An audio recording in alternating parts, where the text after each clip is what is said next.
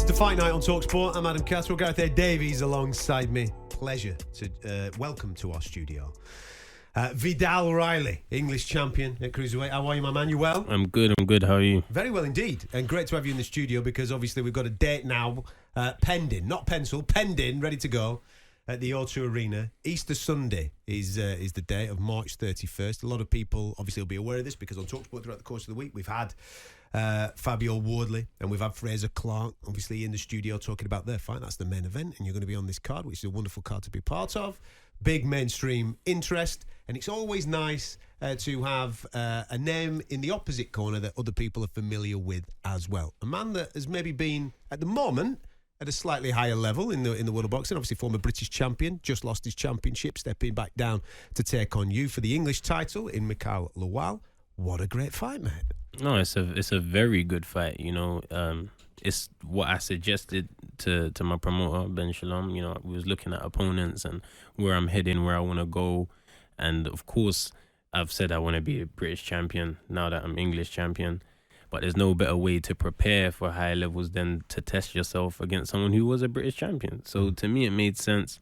I think after Lawal's last performance, everyone kind of went quiet on him and he kind of went into the darkness. But I thought, he's still a good fighter. And he's a fighter that's going to make me train harder, work harder, push myself and reach my potential. So at the O2, it's going to be a good fight. He's also got a point to prove because he's coming off the back of a loss against Isaac. And, you know, where he didn't get out of the box really that night till he was a very odd performance, odd fight. But that's a wounded animal, isn't it? You know absolutely. What I mean? That's a great point. If you're coming off the back of a loss, it's like, hang on a minute, cheeky boy, you're calling me out as English champion. I want to come and bring my A game. So it's a wonderful, wonderful fight for the fans as well. Very good fight for the fans. Wounded animals are dangerous, as we know. If you're British champion, you go down to English level, you lose at English level, it's kind of, you're stuck. So I know he's going to come and try and take my head off on Easter Sunday. And it's also my mum's birthday, so he got no chance this time. Mate, can't be fighting on your mum's birthday. From your point of view, though, I mean, obviously we're 10-0 now as a professional, and it's gone swimmingly. Nice step-ups as we've been going along, but this is absolutely what you would class as the stellar name. I actually thought last time out against Corliss, that was a really good step up for you. And obviously you came through there and boxed a really good, talented boxer over that period and had a shutout victory. But this is the one that really announces now, right, okay, are we at that British level? Can we go on to European level? Because the names that we're talking about, the Isaac Chamberlains of this world, maybe Chef Clark you can throw in there as well. These are the next fights that we hope to see you in with.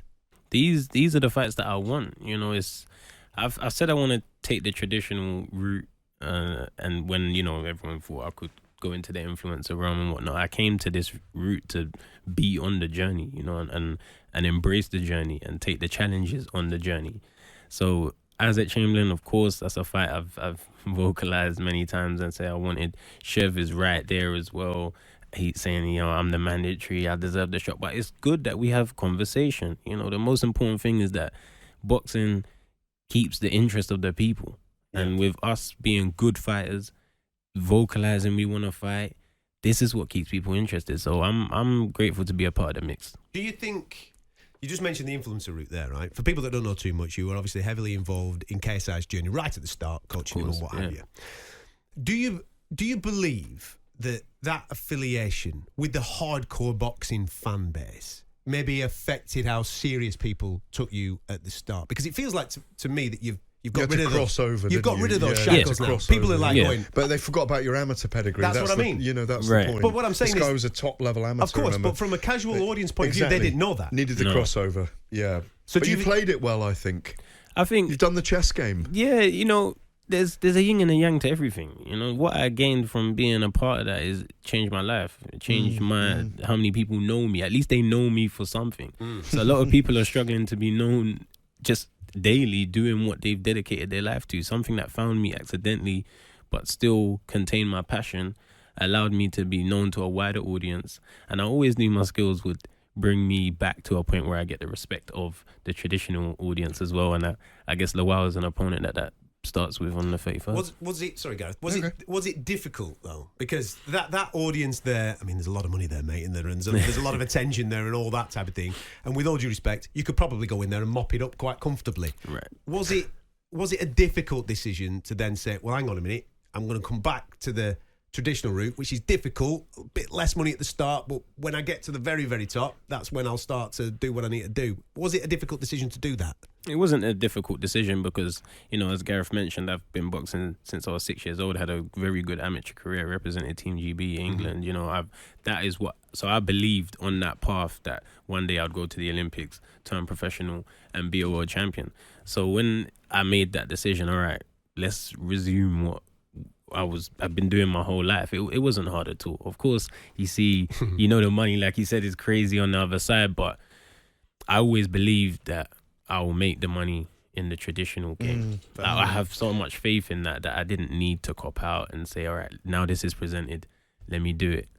Having known you a long time now and done several interviews with you where I've talked about your life with you, or you've explained your life to me, one of the things that's, I think, why it's worked for you with being involved in that milieu, the YouTubers, KSI, in the movies, the documentaries, but also knowing you as I do, you've always wanted canonical ownership of your journey.